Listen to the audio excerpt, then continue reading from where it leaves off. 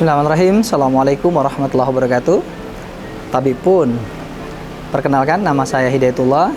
Saya owner dari Andanan Batik Lampung, yang mana galeri kami bertepat di Jalan Ganjaran, Desa Kurungan Nyawa, Kecamatan Gedong Tataan, Kabupaten Pesawaran, Provinsi Lampung.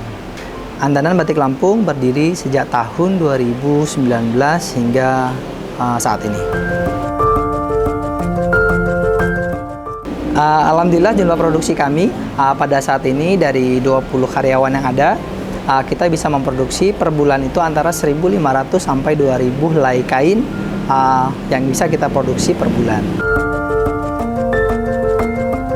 Awal kali Andanan Batik Lampung kita berdiri, saya dan istri punya background di seorang guru ya, pendidikan matematika.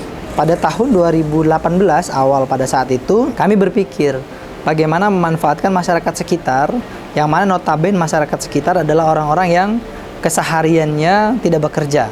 Nah, pada saat itu saya punya inisiatif bagaimana menciptakan lapangan pekerjaan bagi mereka, sehingga mereka di rumah saja bisa menghasilkan.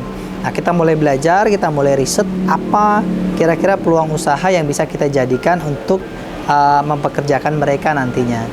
Nah, bagaimana kita coba di batik, sekaligus kita belajar melestarikan budaya Lampung.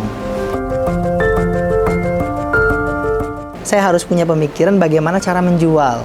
Nah, maka di situ saya manfaatkan media sosial.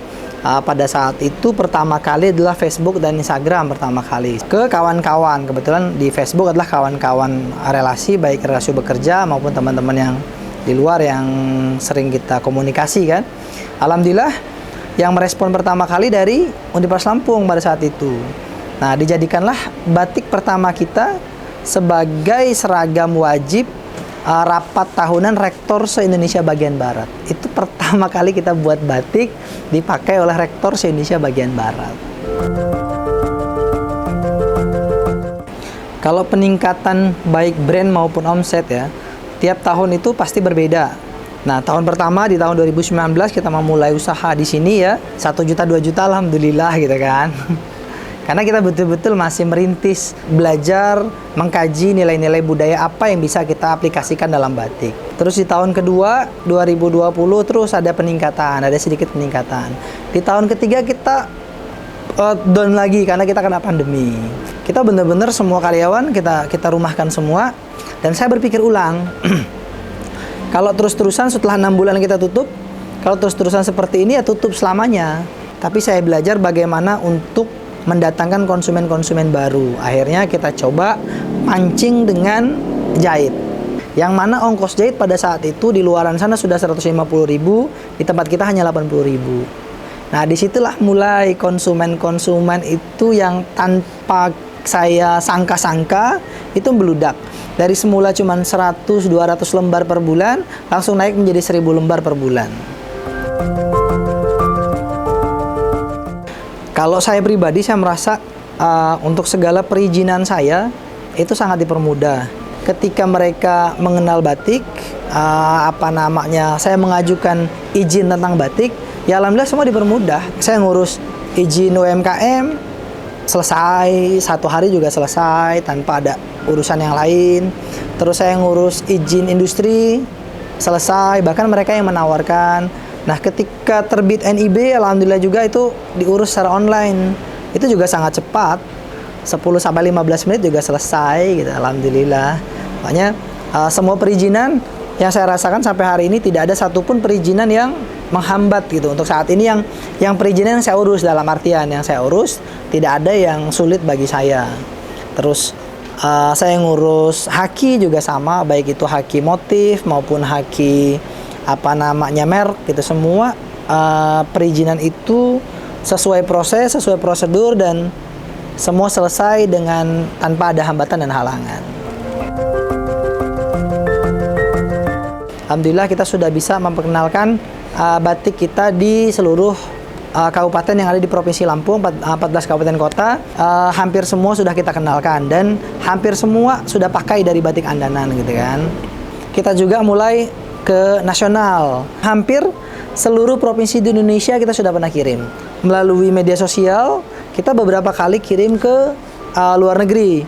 Kita pernah dari pesanan dari Mesir ya. Terus untuk satuan-satuan beberapa negara juga sudah pernah kita kirim, seperti Brunei sudah pernah kita kirim, terus ke Hong Kong, ke Malaysia juga sudah pernah, ke Brazil juga sudah pernah. Jadi ke beberapa negara itu, tapi sistemnya masih satuan gitu, belum dalam bentuk jumlah besar belum. Kami berharap kepada pemerintah ya, baik yang sekarang maupun ke depan, bagaimana kepada kami para UMKM agar dipermudah dalam segala hal ya, baik itu pengurusan izin ataupun mengakses segala informasi-informasi yang ada. Ketika ada banyak kegiatan-kegiatan atau pelatihan-pelatihan yang sifatnya untuk meningkatkan kemampuan kami para owner di UMKM, itu banyak terkendala kami di usia, karena memang dibatasi di segi usia maksimal biasanya di antara 30 tahun. Sedangkan kami para UMKM itu baru mulai berani di usia segitu gitu kan. Buat teman-teman semua, khususnya di UMKM seluruh Indonesia, kita terus berinovasi, kita terus belajar, kita terus bangkit. Karena dengan cara kita berinovasi, dengan cara kita bangkit, itulah yang akan membuat kita besar. Kita tidak tahu seberapa besar peluang kita di depan mata, tapi karena rasa takut yang mengalahkan kita, sehingga kita berhenti untuk melangkah. Jadi saya cuma bisa berpesan buat kita semua, mari kita terus berkarya, mari kita terus membesarkan hati kita, mari kita terus tersenyum, bagaimana agar UMKM Indonesia kita bisa terus berkembang dan kita terus lebih maju.